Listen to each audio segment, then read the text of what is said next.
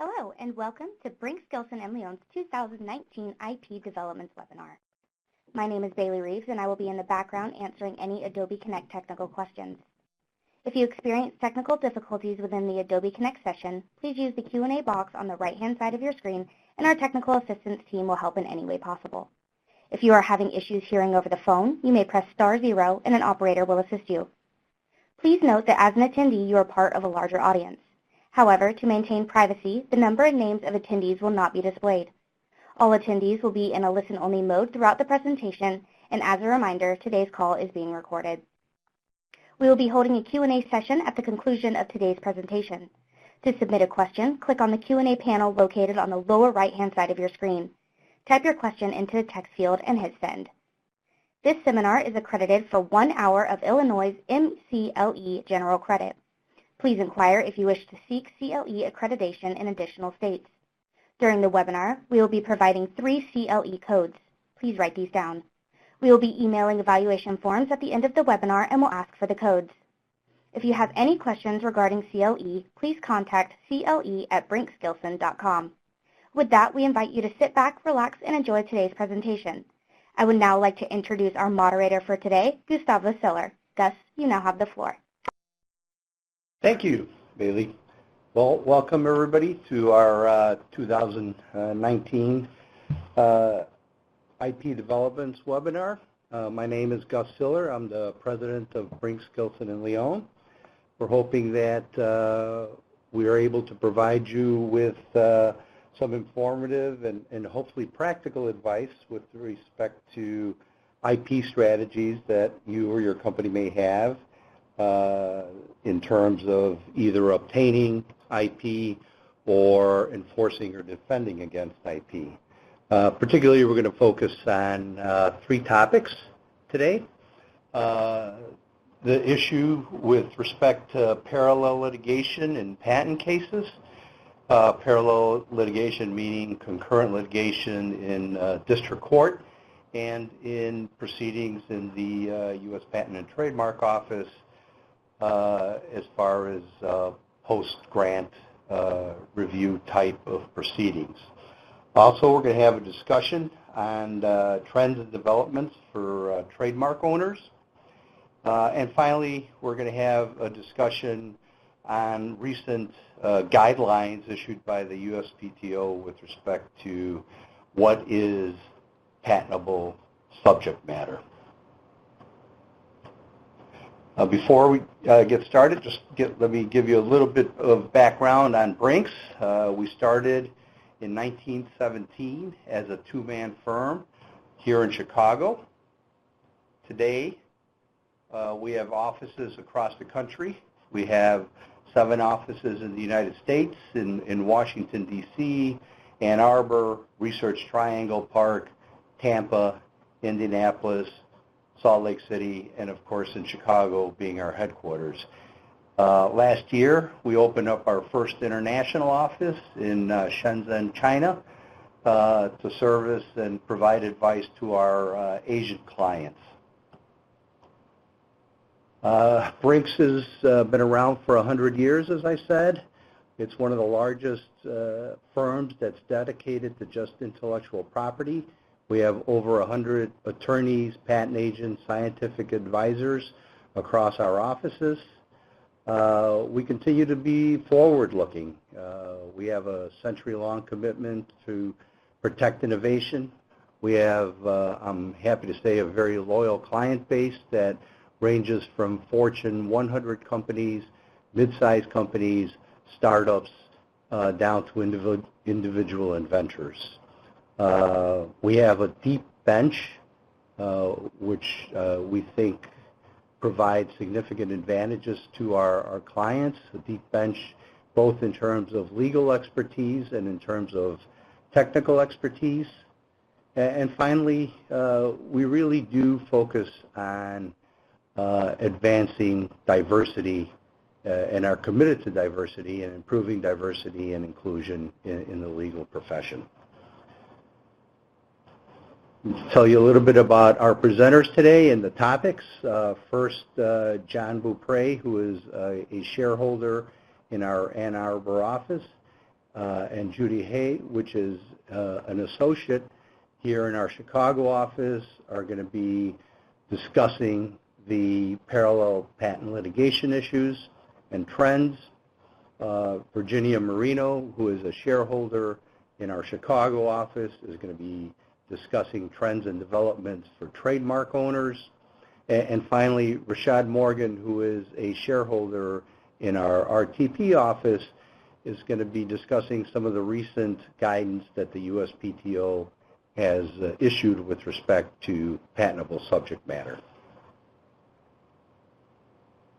With that, let me turn it over to John in our Ann Arbor office to start the discussion on the parallel litigation trends. John? Thank you. Thank you very much, Gus.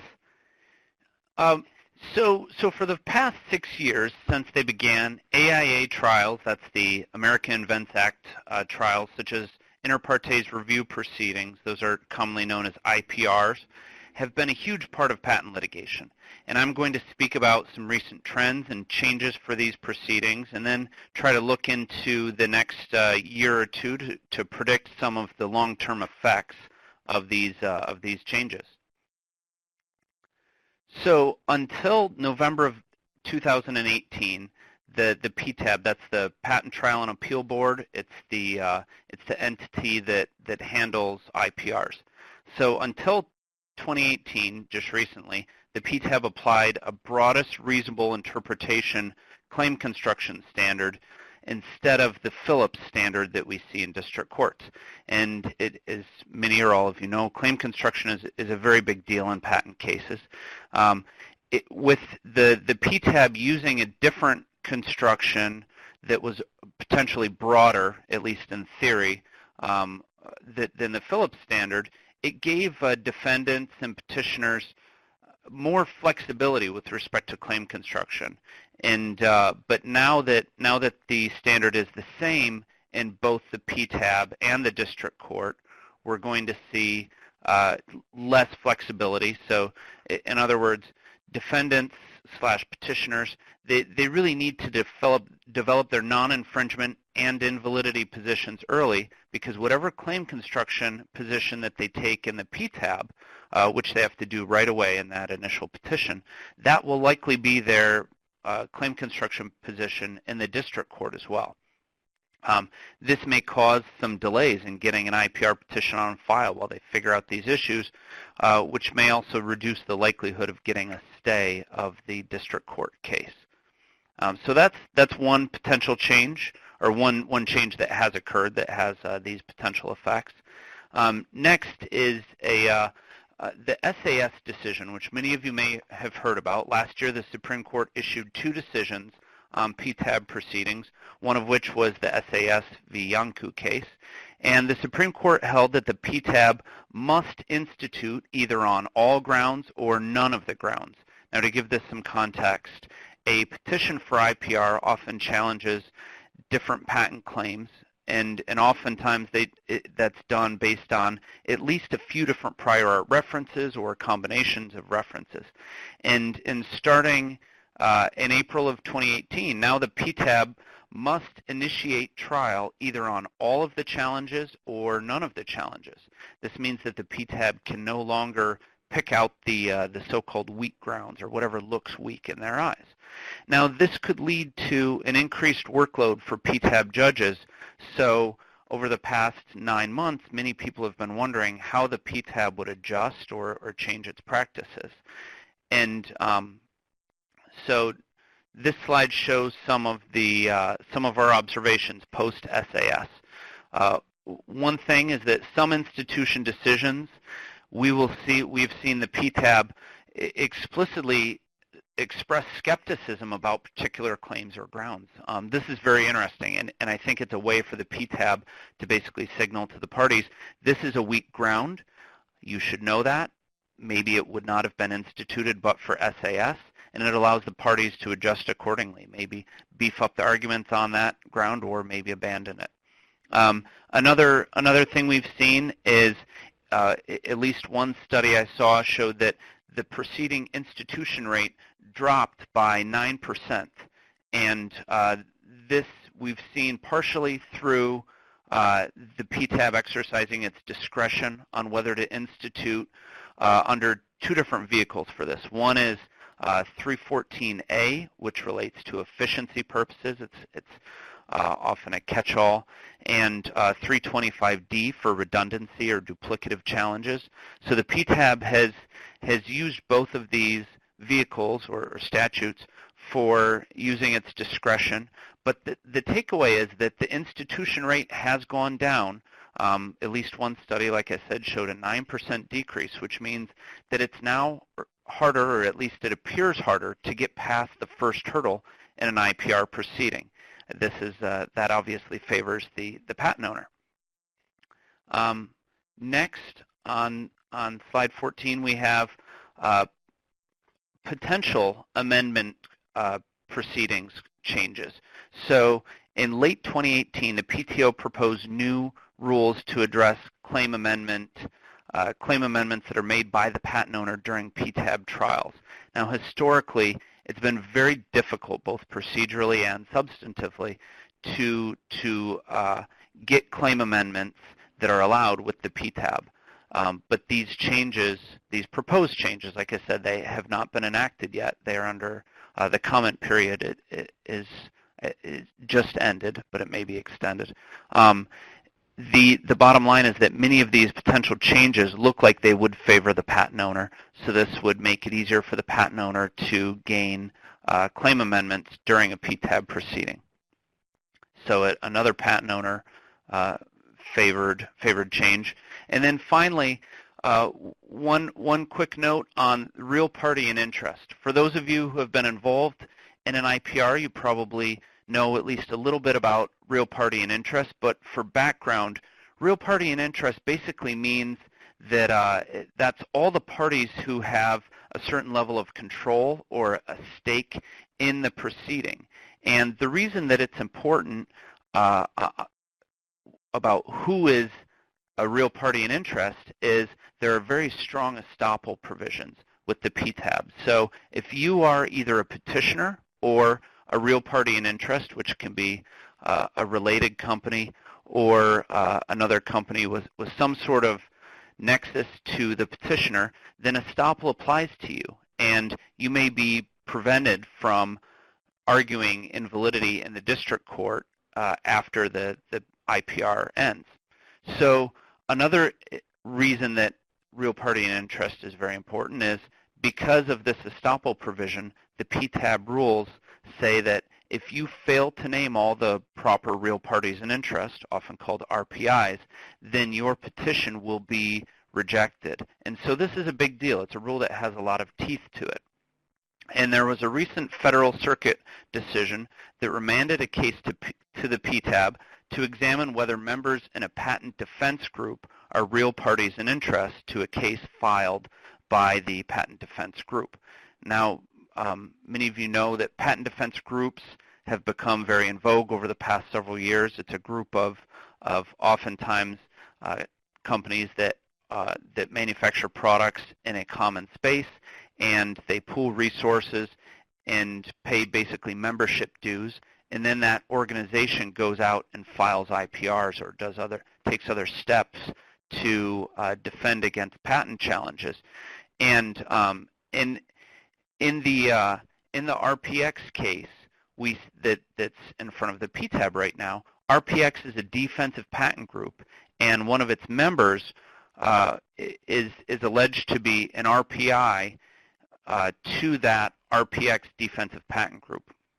RPX is not an abbreviation related to RPI. That's just to make it extra confusing for all of us. So in short, with this case, it could be another potential swing of the pendulum in favor of the patent owner if it's found that members of a defensive patent group are actually RPIs. So that's all I have on the parallel litigation front, and now I'd love to turn it over to Judy. Thank you. Thank you, John. Hello, everyone. My name is Judy, and I'll be providing a brief overview of recent and upcoming patent litigation issues at the Supreme Court. So the first case I will start with is Health and Healthcare v. Teva. The opinion issued on January 22nd. and the issue is whether secret sales qualify as invalidating prior art under the AIA on-sale bar. According to the statute, a person is not entitled to a patent if the claimed invention was on sale before the relevant effective filing date. Turning to the facts of this case, Helston is a Swiss pharmaceutical company that owns certain patents directed to reducing the side effects of chemotherapy. In 2011, Teva filed for an ANDA, and Helston sued for infringement under the Hatch-Waxman Act. One of the asserted patents, the 219 patent, was filed in 2013, but it claims priority to a provisional application that was filed in 2003. At the district court, Teva argued that the asserted claims of the 219 patent were invalid under the on-sale bar because Helston entered into two agreements in 2001 with MGI Pharma, a pharmaceutical company that markets and distributes pharmaceuticals in the United States. The district court, however, found that Helston's asserted claims were valid because the AIA changed the meaning of the on-sale bar to require public sales, or sales that publicly disclose the details of the invention, which was not the case here. On appeal, the Federal Circuit reversed, finding that requiring such disclosure as a condition of the on-sale bar will work a foundational change in this theory. So the Supreme Court affirmed the Federal Circuit's finding, noting that Congress did not alter the meaning of on-sale when it enacted the AIA. The court notes that there is a settled pre-AIA precedent on the meaning of on-sale, which generally provides that an invention is on sale when it is the subject of a commercial offer for sale and when it is ready for patenting. Given here that Congress reenacted the same language in the AIA, the court presumed that it adopted the same judicial construction of that phrase, meaning that, as with before, secret sales can be invalidating prior art. The next case I will discuss is Return Mail, Inc. versus the United States Postal Office. This case is actually pending before the Supreme Court. Oral arguments were actually last week. The relevant issue is whether the federal government is a person who may petition to institute review proceedings under the AIA. The case involves a covered business method patent, and under the AIA, a person may not file a petition with respect to a covered business method patent unless the person has been sued for infringement. And of course, that issue is who is defined as a person. Starting with the facts, Return Mail owns a patent that is generally directed to the processing of undeliverable mail due to inaccurate addresses.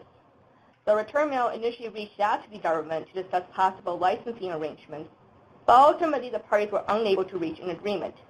In 2011, Return Mail sued the government under 28 U.S.C. Section 1498, which provides in relevant part that whenever an invention described in or covered by a U.S. patent is used by the United States without a license, the patent owner's remedy is an action against the United States in the United States Court of Federal Claims for the recovery of reasonable and entire compensation for such use.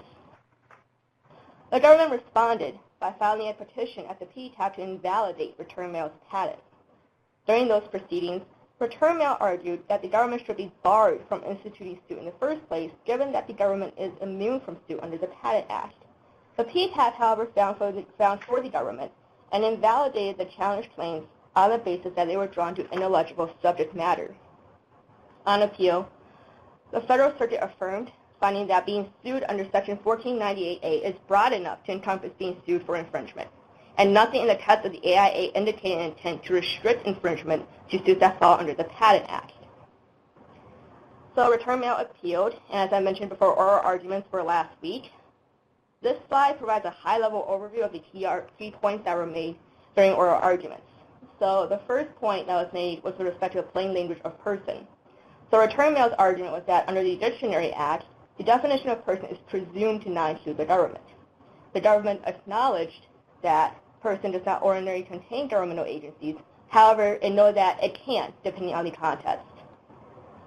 The second issue concerns estoppel, where Return Mail's argument was that under the Patent Act, Section 315E, the estoppel provision only references district courts and ITC, which means not the Court of Federal Claims, where Return Mail filed its action. As such, a finding for the government in this instance could provide them two bites of the same apple. The government responded that while Section 315E does not apply, common law estoppel would, and government would still be subject to that. The last issue that was in contention was focused on ex parte reexaminations. The terminal argued that the government has a more powerful tool in the form of ex parte reexaminations that could be initiated sui sponte by the director of the PTO. And the government, however, responded that this argument raises the idea of problematic communications or situations where governmental agencies will be essentially communicating behind the scenes with each other, and that would decrease the transparency of the reexamination process. As for these points, the court focused heavily on the statutes, asking the parties to point to examples of where a person does or does not include the government. Return Mail's counsel provided that a few examples from the Patent Act, including Section 317 for sending settlement, Section 292 false marking, as well as Section 257 supplemental examination. Whether the Supreme Court's decision will include or discuss those examples, or whether the decision will be limited to the facts of the case only, will be determined most likely in the next couple of months. So this slide finally provides a few pending petitions involving patent issues. There are, of course, several other petitions, but in the interest of time, we're only going to briefly touch on a couple of them. So the first issue involves standing, and the question presented is, can the Federal Circuit refuse to hear an appeal by a petitioner from an adverse final decision in an IPR on the basis of a lack of a patent-inflicted injury in fact? The briefs were distributed for conference in September of 2018, and the Solicitor General was invited to file a brief in October of 2018. The second issue focuses on whether patent eligibility is a question of law for the court based on the scope of the claims, or a question of fact for the jury based on the state of the art at the time of the patent. So giving a little context, in this case, HP was sued by the inventor for infringement, and after claim construction, HP moved for summary judgment. The district court found that claims were ineligible under the Alice test, and on appeal, the Federal Circuit reversed in part, but in doing so, noted that step 2 of the Alice test was a question of fact. So briefings were submitted to the Supreme Court, and it was distributed for conference in December of 2018. In early January, the Solicitor General was invited to file a brief. Last issue that we'll talk about is, of course, the offer to sell in context of Section 271 of the Patent Act. This issue concerns the timing, specifically whether an offer to sell occurs at the time the offer is actually made, or it was at the time in which it was contemplated that a proposed sale would take place. As with the HP case, the patent eligibility case, this was also distributed for conference in December of 2018, and the Solicitor General was also invited to file a brief on January 7th. So in sum, the upcoming trends that are expected to be before the court in the next couple of months, as well as going into 2020, will include AIA statutory interpretation cases, further clarifications during patent eligibility, and of course, cases defining the scope of PTAB review. And with that, I'll turn this to Gus now. For those of you who are seeking CLE credit, I'm going to provide you with the codes. There's 3 of them throughout the presentation. The first code word is development. You need to enter that code word. And with that, I will turn it over to Virginia. Thanks, Gus. Good afternoon. In my presentation on USPTO trends and developments for trademark owners, I will be discussing the post-registration proof of use audit program, a proposal regarding a requirement for U.S. attorneys to represent foreign applicants, a new pilot program to help combat fake specimens, and the PTO's renewed focus on surname refusals. Over a year has now passed since the PTO implemented its post-registration proof of use audit program. Under the program, the PTO requires trademark registrants to submit additional documentary evidence to establish use of a registered mark. Even though the program was implemented a year ago, for many trademark owners and attorneys, the impact of the program is just now becoming apparent. U.S. trademark registration owners are required to file affidavits of use and a specimen proving use for each class between the 5th and 6th year of registration and before every 10th year of registration. Traditionally, the PTO requires the submission of just 1 specimen per class showing use of a good or service in connection with a registered mark at the time a registrant files a declaration of use, even in cases where the registration claims use of the mark for multiple goods or services in a class. As a result, some registrations retain goods or services, even though the registered mark is not being used for them, because registrants do not delete the ones that are no longer in use. The PTO refers to such registrations as dead wood. Dead wood registrations can be problematic for a number of reasons. Trademarks that are not in use on all registered goods and services may unnecessarily block future applications.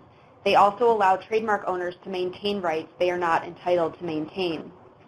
In 2012, the PTO announced the Proof of Use pilot program to address the issue of dead wood. The program was deemed a success after the PTO determined that 51% of registrants subject to the audit could not substantiate use for at least one of the audited goods or services. In November of 2017, the PTO instituted the Permanent Use Audit Program as a means to promote the accuracy and integrity of the trademark register. Under the Use Audit Program, registrants who file a declaration of use in connection with a registration may be subject to an audit if their registration includes either A, at least one class with 4 or more claimed goods or services, or B, at least 2 classes with 2 or more goods or services. A registrant will find out that they are selected for audit by way of a post-registration office action. In the office action, the registrant will be required to provide evidence of use for 2 additional goods or services per class. As with other office actions, the registrant will have 6 months to respond, or they will have until the end of the statutory filing period to file the declaration of use, whichever is greater. As mentioned on the previous slide, if selected for audit, registrants will receive an office action requesting proof of use for 2 additional goods or services per class. Notably, the criteria for proof of use for goods is stricter than the criteria for a specimen for goods. Proof of use requires additional evidence that demonstrates that the registrant is actively using the mark in commerce with the goods identified. For example, packaging by itself that shows the mark but does not identify or show the goods would not meet the criteria for proof of use. For services, proof of use is the same as a specimen. Selected registrants will have up to 6 months to provide the requested proof of use or to delete the audited goods or services. If the registrant does not respond, the registration will be canceled. If in response the registrant deletes any of the audited goods or services, or if the proof of use is not accepted, a second office action will issue requesting proof of use for all other goods or services remaining in the registration. Since many of you may not yet have had the pleasure of being audited, I thought it would be helpful to walk through an example scenario. Here, an owner of the very generic mark fashion was able to obtain a registration covering purses, wallets, and suitcases in Class 18, and clothing, namely dresses, shirts, pants, coats, and hats in Class 25. The registrant files a declaration of use and submits specimens for wallets in Class 18 and shirts in Class 25. A post-registration office action issues and requests proof of use for suitcases and purses in Class 18 and dresses and hats in Class 25. This slide shows the best case scenario in which the registrant can show use of each of the audited goods. In this case, the registrant responds to the office action by submitting acceptable proof of use for each of the items and is therefore able to maintain the registration in full. A second office action will not issue. On this slide, I illustrate a scenario where the registrant is only able to provide proof of use with some of the audited goods. Here, the registrant may respond to the office action by providing proof of use for purses in Class 18 and deleting suitcases. Likewise, the registrant may provide proof of use for dresses in Class 25 and delete hats. Since the registrant deleted goods in response to the office action, a second office action will issue, requesting that the registrant provide proof of use in connection with the remaining items in the registration, specifically pants and coats. If the registrant cannot provide proof of use for these items, they too must be deleted. In this last scenario, the registrant cannot provide proof of use for any of the audited goods. In that case, the registrant will respond to the office action by deleting those items from the registration. A second office action will then issue requesting proof of use for all remaining items, and if the registrant cannot do so, those items will be deleted. The PTO anticipates that, on an annual basis, it will audit up to 10% of the declarations of use filed in support of registrations. This projection is significant and will impact many thousands of trademark owners' portfolios. We are aware of numerous registrants who are already receiving these office actions, advising that their registrations were selected for audit. In light of these developments, we generally recommend that registrants carefully review the entire identification of goods and services and proactively delete the goods or services that are not in use at the time of the filing of the declaration of use. Additionally, registrants should be prepared to submit documentary evidence in support of all goods and services covered by the registration. Registrants should also carefully remove from the registration goods or services that may be duplicative. The benefit of removing duplicative items is twofold. First, it decreases the risk of an audit in the first place, and second, in the event of an audit, it decreases the number of goods or services for which additional evidence will be required. I now briefly discuss a proposal regarding a U.S. attorney requirement for foreign applicants. Around 2 weeks ago, on February 15th, the PTO published a proposal requiring any applicant, registrant, or other party to a proceeding whose domicile or principal place of business is not located in the United States to be represented by a U.S. attorney. By way of background, there has been a recent surge of foreign pro se filers at the PTO. Indeed, the number of these filers on an annual basis has nearly tripled since 2015. Foreign filers now represent just over a quarter of all new U.S. trademark filings. The PTO sees an increasing problem with foreign applicants who are purportedly pro se and who are filing inaccurate and possibly fraudulent submissions that violate U.S. rules and regulations. For example, the PTO has cited significant evidence of foreign applicants filing applications claiming use of a mark in commerce, but frequently support the use claim with mocked up or digitally altered specimens that indicate that the mark may not actually be in use. Moreover, the PTO indicates that many of these foreign applicants are doing so on the advice or with the assistance of foreign individuals and entities who are not authorized to represent trademark applicants before the PTO. The PTO estimates that the total number of these tainted applications may be in the tens of thousands and is concerned that it does not have enough resources to effectively identify and prove misconduct, particularly with evolving technology that makes it easier to mask such misconduct. The PTO predicts that this trend will continue and that the number of foreign filings will continue to rise based on a variety of economic factors, including the strength of the U.S. economy. The purpose of the program, if implemented, will be to instill greater confidence in the integrity of the U.S. Trademark Register and that the register accurately reflects marks that are in use in commerce in the United States. An accurate and reliable trademark register helps to avoid needless or wasteful costs and burdens, such as those borne by a party who may need to change their chosen mark if a trademark search discloses one on the register that is potentially confusingly similar and may have been inadvertently registered on fraudulent grounds. Finally, the program will provide a mechanism to enforce foreign applicant compliance with U.S. statutory and regulatory requirements, as foreign applicants will be assisted only by authorized practitioners who are subject to the PTO's disciplinary rules. Notably, the proposed requirement is limited at present to those U.S. applications filed under a Section 1 basis, which is intent to use or use-based, or a Section 44 basis, which is reliance on a foreign application or registration. The PTO does anticipate that Madrid applications will be subject to the requirement at some point in the future after the Madrid system is updated to permit the designation of a U.S. attorney in a Madrid application. If this proposal is implemented and a foreign applicant fails to retain U.S. counsel, an office action will issue requiring compliance. The PTO is currently considering whether the office action will issue immediately before a full examination of the application, or if the application will be fully examined and the refusal will issue along with any other applicable refusals and requirements. Noncompliance will result in the abandonment of the application. Now I'm briefly going to discuss a new pilot program designed to combat fake trademark specimens. So as mentioned earlier in this presentation, the PTO is dealing with a surging problem of mocked up or digitally altered specimens, and the PTO is under-resourced to effectively manage this crisis.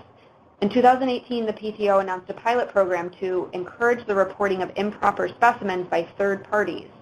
The PTO has created a unique email address that's pictured on this slide where complaints about improper specimens may be sent. The email must contain objective evidence, either of third-party use of an identical image to that used in the specimen without the mark, such as a screenshot from an active website or a copy of a print advertisement. Or the email needs to reference prior registration or serial numbers of filings in which identical images bearing different marks have been submitted. Emails must be received no later than 30 days after publication of the application at issue, and the PTO encourages the submission of emails prior to publication whenever possible. Given this criteria, the program is not currently available for intent-to-use applications that are allowed prior to the filing of an amendment to alleged use. Moreover, the program is not currently available to report questionable specimens filed in connection with a renewal or maintenance filing. So lastly, I will briefly touch on the type of substantive refusal that has apparently been given a recent renewed focus by the PTO, and that is surname refusals. We have seen this trend in our own practice here at Brinks, and it has been further confirmed anecdotally by an examining attorney that the PTO is taking a particular interest in this type of refusal. The Trademark Act states that a mark that is primarily merely a surname is not registrable on the principal register absent a showing of acquired distinctiveness. The word primarily was added to the statutory language merely with the intent to exclude registration of names such as Jones, but not registration of names such as Cotton, which, while a surname, also has a primary significance other than as a surname. This reflects the common law that exclusive rights in a surname per se cannot be established without evidence of long and exclusive use that changes its significance to the public from that of a surname to that of a mark for particular goods or services. The common law also recognizes that surnames are shared by more than one person, and each person may have an interest in using his or her surname in business. By the requirement for evidence of distinctiveness, the law, in effect, delays appropriation of exclusive rights in a name. The test for determining whether a mark is primarily merely a surname depends on the primary significance of the mark as a whole to the purchasing public. Notably, the burden is on the examining attorney to establish a prima facie case that the mark is primarily merely a surname, and then the burden shifts to the applicant to rebut the showing. That said, there is no rule as to the amount of evidence necessary to make out a prima facie showing. In our experience, we have seen an increased reliance by examiners on the presence of a term in an electronic surname database. Of course, such evidence can also be used by applicants to rebut this type of refusal, particularly if the surname database shows a relatively low incidence of a particular term as a surname. In sum, an applicant arguing against a surname refusal can respond by arguing either that the primary significance of the term is not that of a surname or that the term has acquired secondary meaning. Certain types of evidence in a surname refusal case, such as evidence of consumer recognition or advertising expenditures, will be relevant only if the applicant is asserting acquired distinctiveness. Moreover, an applicant may, for a variety of reasons, including but not limited to wanting to avoid a concession that the mark is indeed primarily merely a surname, seek to argue that its mark is inherently distinctive and not enter an acquired distinctiveness claim. In that instance, the applicant may consider arguing that the examiner failed to establish a prima facie case, or B, present evidence that its mark is not primarily a surname. The TTAB has identified 5 non-exclusive examples of the types of inquiries that may lead to evidence regarding the public's perception of a term's primary significance, which are listed on this slide for your reference. In addition to the trend of the PTO, there was also a relatively recent decision on this issue at the U.S. Court of Appeals for the Federal Circuit that received a fair amount of publicity. This case began with a trademark opposition proceeding in which the estate of Phyllis Schlafly, a conservative activist, along with another relative, opposed a trademark application for the mark Schlafly for beer, owned by the St. Louis Brewery, a brewery owned by Schlafly's nephew. Schlafly claimed that the brewery's mark was primarily merely a surname and that Schlafly would be damaged by the association of the mark with her conservative activities, given that the mark is used with beer. In response, the brewery argued that its mark Schlafly had acquired distinctiveness in connection with beer and presented a substantial amount of evidence of its business operations under the mark. Moreover, the brewery owns 2 other trademark registrations for logo marks that include the Schlafly name that cover similar goods and services. In a 2016 decision, the TTAB found that the brewery had established acquired distinctiveness in its Schlafly mark and that the mark was entitled to registration. It further found that it need not address whether the brewery's mark actually is primarily merely a surname because even if it is, the Trademark Act explicitly provides that such a mark may be registered if it has acquired distinctiveness. Notably, the opinion specifically called out the fact that some of Schlafly's arguments suggested that the recognition of the brewery's mark should be compared to the recognition of the surname of Phyllis Schlafly. The TTAB did not appear to favor this argument for a popularity contest and stated that the fame of Phyllis Schlafly would only be relevant insofar as it interfered with the development of the acquired distinctiveness of the brewery's mark. The decision was appealed, and the U.S. Court of Appeals for the Federal Circuit affirmed the decision in November, mentioning that the board correctly stated that the trademark statute provides that even a word that is primarily merely a surname can be a registered trademark if it has acquired secondary meaning. And with that, I will turn it back to Gus. Thank you. Jenny. Very fascinating. For those of you, again, seeking CLE credit, the second code word is parallel, which is on the screen, and I've been advised that to receive CLE credit, you'll have to write these code words on the CLE evaluation form that will be provided after the seminar terminates. Okay, and with that, let me turn it over to Rashad.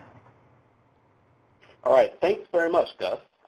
So again, my name is Rashad Morgan, and I am a shareholder out in our RTP office in North Carolina. And today I'm going to talk about some of the implications of the USPTO's guidance changes on patent subject matter eligibility. So during my presentation, I will give a brief review of the 2019 revised guidance for subject matter eligibility, as well as a discussion of the examples applying the guidance. We'll talk specifically about example 39. Also the revised guidance in view of artificial intelligence. And lastly, any takeaways we can have from the revised guidance. So the revised guidance was issued on January 7th of 2019. I will note that the USPTO is currently receiving comments based on the guidance, and those comments are due March 8th of 2019. So while we're going to have an overview of the current guidance based off the guidance issued on January 7th, they may change based on the comments received. So if you have a thought on this particular guidance, please send in a comment by March 8th. But the goals of the guidance issued on January 7, 2019 were twofold. First of all, it was to provide a specific grouping for subject matter that is considered an abstract idea. And then secondly, to clarify that claims are not directed to a judicial exception if the judicial exception is integrated into a practical application of the judicial exception. So Section 1 of the revised guidance actually explains that judicial exceptions are for subject matter that has been identified as basic tools of scientific or technological work. As we know, for practitioners that deal with one-on-one rejections or have received them, a number of things could fall under categories that are considered either abstract ideas or laws of nature. But what the guidance does is that it provides three specific categories for what an abstract idea is. So the three categories included mathematical concepts, certain methods of organizing human activity, as well as mental processes. So the first section of the guidance focused on defining what those concepts are. And then the second part of the guidance actually explains the modified procedure for determining whether a claim is directed to a judicial exception. So focusing on the groupings of abstract ideas. So the mathematical concepts grouping includes mathematical relationships, mathematical formulas or equations, or mathematical calculations. The guidance actually gives some examples of what would fulfill some of these particular categories, especially focusing in on grouping the second grouping, which is the certain methods of organizing human activity. Fundamental economic principles or practices such as hedging, insurance, mitigating risk, commercial or legal interactions, those are your contracts, any legal obligations, things of that nature. Managing personal behavior or relationships or interactions between people, that can cover any social activities, teaching, or following rules or instructions. And then lastly, it's mental processes. So concepts performed in the human mind, including an observation, evaluation, a judgment, or an opinion.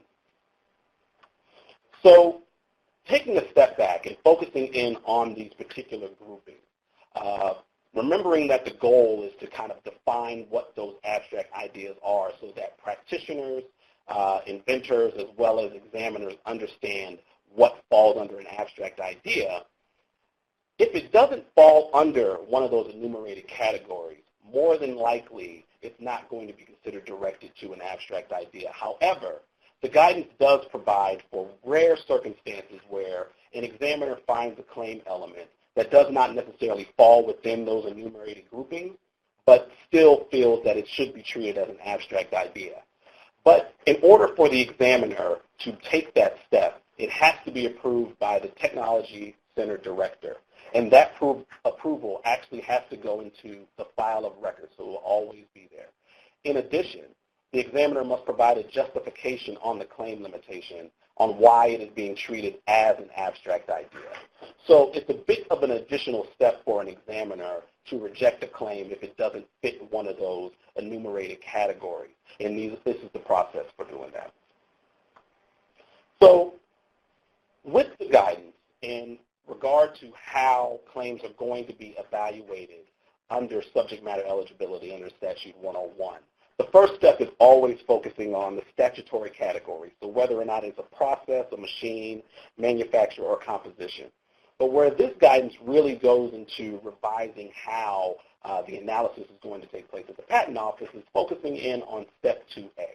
So Step 2A is part of determining whether the claim is directed to a judicial exception. And by way of comparison, on the slide, there is Step 2A from the interim guidance from 2014. And so to walk you through that, in Step A, you would determine whether or not the claim is directed to a judicial exception. And if no, then the claim was considered eligible. If yes, then you would proceed to what is called Step B, Step 2B, and then analyze whether that claim amounts as a whole to something significantly more than the judicial exception. With the 2019 eligibility guidance, Step 2A has been divided up into a two-pronged analysis. So that first prong is still asking the question of whether or not the claim recites a judicial exception. And if the answer to that question is yes, then you would go to what is called prong 2. And prong 2 asks you to evaluate whether the claim recites additional elements to integrate the exception into a practical application of that exception. So with prong 2, it allows the examiner to not just focus in on whether or not the claim has an abstract idea. It allows for the examiner to take a look at the claim as a whole and focus on how that abstract idea is being incorporated into the claim, how is it being applied, and whether or not it does something in a practical application that does not focus that exception only on the abstract idea, but allows the claim to go beyond that. So the guidance actually provides some examples on what an additional element would add to the claim in order for it to be considered eligible. This is not an exhaustive list, and they make note of that in the guidance. However, these examples are based on court decisions that have found subject matter eligible patent claims. So I won't go through all of these exceptions, but focusing on the first one, if you add an improvement that improves the functioning of the computer or other technology. The third one down, if you use a judicial exception to work with a particular machine or manufacturer that's integral to that particular claim. So it takes that abstract idea and applies it to a practical application so that it's not just a general application of the abstract rule. So what hasn't changed with the guidance is the analysis under Step 2B. So while there are many considerations in Step 2A that don't need to be reevaluated under Step 2B, examiners are still instructed to consider whether there's an additional element or combination of elements that allow the examiner to make a determination that this particular claim is not well understood or routine or it's conventional activity. Or the opposite, that it is well understood, it's routine, it's conventional, and that claim is specified at a high level of generality, which is an important piece because then it speaks to trying to claim the broader universe of that abstract idea rather than trying to claim a specific solution to a problem. And if it fails under that particular analysis, more than likely it's going to be rejected as not being subject matter eligible. So just to give a synopsis of how claims are going to be analyzed, applying this revised guidance, again, Step 1 is always going to ask, does it fit one of those statutory categories? And if it does fit a statutory category, then you're going to move on to Step A. Applying prong 1, you'll ask whether there's a judicial exception recited. If the answer is yes, then you would take the next step and go to prong 2. If the answer is no, then the claim is considered to be eligible under 101, that the subject matter is eligible. Going to prong 2, if you answered yes in prong 1, then the question is the judicial exception integrated into a practical application? If after that analysis the answer is no, then you would proceed to step B, which is the question of whether or not the claim provides an inventive concept. And if you answer no to that particular question, then the claim is going to not be eligible under 101. So as part of the guidance, there are also examples applying the guidance to inform practitioners as well as examiners how to apply the new analysis and what claim criteria might actually pass that analysis and make the claim eligible, or those that would particularly fail. So the new examples were examples 37 through 42, but today we're just going to focus on example 39. So example 39 is a method for training a neural network for facial detection. The language of the claim is up there. It's a computer-implemented method for training a neural network, which requires a collecting step. It collects digital facial images. There's an applying step of transformations to those digital facial images, creating a first training set of digital facial images, and then using that training set to train the neural network. Then there's another creating step where a second training set is created, and then more training of that neural network in the second stage using that second training step. So going through the steps that are going to be applied by examiners with regard to subject matter eligibility. Start with step one, statutory category. The answer is yes, because there are a series of steps and it's considered a process. Yes is the answer to that particular question. Moving on to the next step, which is step 2A, you go into prong 1 and you ask whether there's a judicial exception recited. The answer to this was no. And the reason why that this was considered not to cover a judicial exception is enumerated here in the analysis, but pointing out that with this type of claim, there are mathematical concepts, probably mathematical formulas used to come up with those training sets. But looking at the analysis, and even going back to look at the claim does not recite any of those relationships, any of those mathematical relationships, formulas, or calculations. So even though it covers something that is a mathematical concept, the language of the claim doesn't specifically call that out. And so since it's not called out, the examiner is able to say that it doesn't specifically fit into that particular abstract idea grouping. The analysis also talks about how the claim does not recite a mental process. So it is a process to create those training sets, but it was considered not a mental process because a human could not possibly perform that. It couldn't be performed in a human mind, that the computer or the program had to do it. And then lastly, that there was no fundamental economic concept. So this particular claim was considered not to fall into the judicial exception. And so that ends the analysis at that point, and so it's considered subject matter eligible. It's worthwhile to take a look at the new examples, and there are examples that go through every step of the process here. But this one just illustrates that if you stop at prong 1 and you're able to answer that it does not recite a judicial exception, that ends the analysis at that point. So turning to artificial intelligence, and the reason why I'm focusing on artificial intelligence is that it's something that is a major force that is driving a lot of innovations in a number of technical fields. It's not just limited to technology and software. It might also be applied to healthcare and to other uses.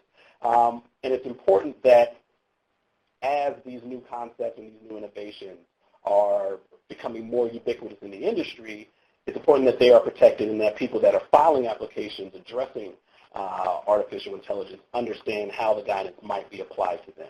Again, AI is not a new concept, but it's much more popular due to more data being available, better algorithms, and more powerful computers to actually apply those algorithms.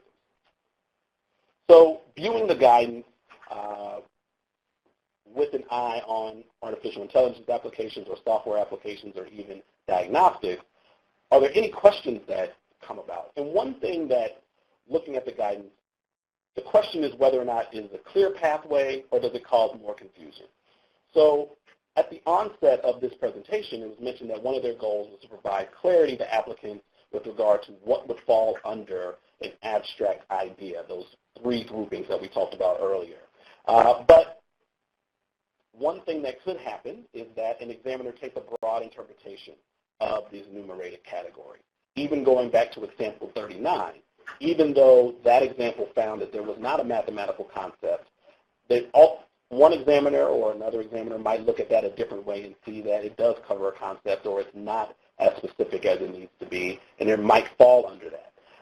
So when drafting applications, if it can be avoided, it might be good to not include mathematical formulas or just focusing only on the results or the function, or even just focusing the claim on collection and analysis in order to avoid falling into one of those categories.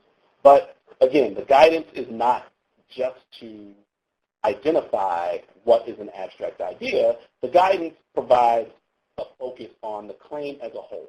So it's not just limited to finding an abstract idea. Rather, if the abstract idea is in the claim, then is there a practical application?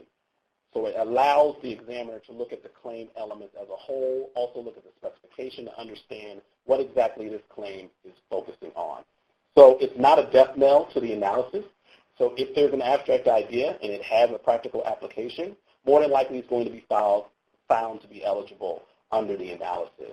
And another point is that if you have an application to artificial intelligence, it might require specific hardware, and including those structural elements into the claim might be a way to establish eligibility under 101. So sufficient structure tied to the artificial intelligence with support in the specification may actually help advance artificial intelligence applications under the guidance. So what are some takeaways that you use under revised guidance? And my time is short, so I'll go through them pretty quickly. Focus on specifics. Draft claims that are to specific solutions, specific problems with sufficient structure, as well as focus on the details, provide sufficient support in the specification. And I will turn it over to Gus. Thank you for your time. Thank you, Rashad. So finally, the third code word is artificial, which is up on the screen. And as I mentioned earlier, you can enter these code words on the survey that will be provided at the end of this webinar. And with that, let me open it up to questions. I have one question here that's already been circulated, and this is for Virginia. Virginia, the questioner asks the following. U.S. registrations based on foreign registrations do not have to file a statement of use. This results in a lot of dead wood in the U.S. Is there anything that's being done to ensure that these foreign registrations or registrants either use the mark in the U.S. or drop it?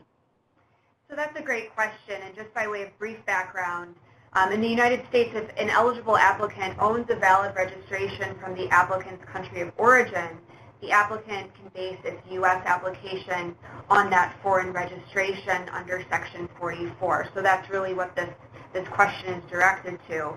At present, the post-registration proof of use audit program that I had briefly discussed does address those registrations. Such Section 44 registrations must file a declaration of use between the 5th and 6th year of registration. And so they very well may be subject to an audit at that time. I'm not aware of any program that would address, that type of registration before that first date that a maintenance filing would be due. However, the good news here is that the PTO is definitely taking this deadwood issue seriously, and it is certainly focused on this issue. So perhaps the PTO is going to be using this audit program to, more closely address those Section 44 registrations as a vehicle, or perhaps they'll be coming out with another sort of program in the future to address the issue. Thanks, Virginia. A question for John. John, you discussed several ways in which the patent owners look to benefit from the recent rule changes or trends. Does this mean that the PTAB will begin seeing fewer challenges filed by petitioners? Thanks for the question, Gus. So first of all, yes, most of the things that I talked about push the pendulum towards in the patent owner's favor. However, none of them are huge sea changes. But small changes can add up, and actually, so PTAB filings over the past 6 years, they had largely plateaued. And last year, the 2018, which should account for about half of the changes that I talked about, the others took place in late 2018. But filings did go down by about 4 to 5% in 2018. Like I said, that's the first time there's been a drop in filings that significant, but could be attributed to a lot of factors. I do think that we will continue to see slight decreases potentially, and I doubt we'll see huge increases like we saw the first couple of years that the PTAB was around, or that the PTAB AIA trials were around. Thanks, Gus. Thanks, John. So we're at about the 1 hour mark, so we'll make that the last question. However, if you do have any questions for any of the presenters, you will see on the screen now the email addresses for John, Judy, Virginia, and Rashad. Please feel free to follow up with them and ask them any questions you may have, or to follow up with me. I'd be happy to address any questions that anybody has. And with that, we will conclude the webinar. Thank you.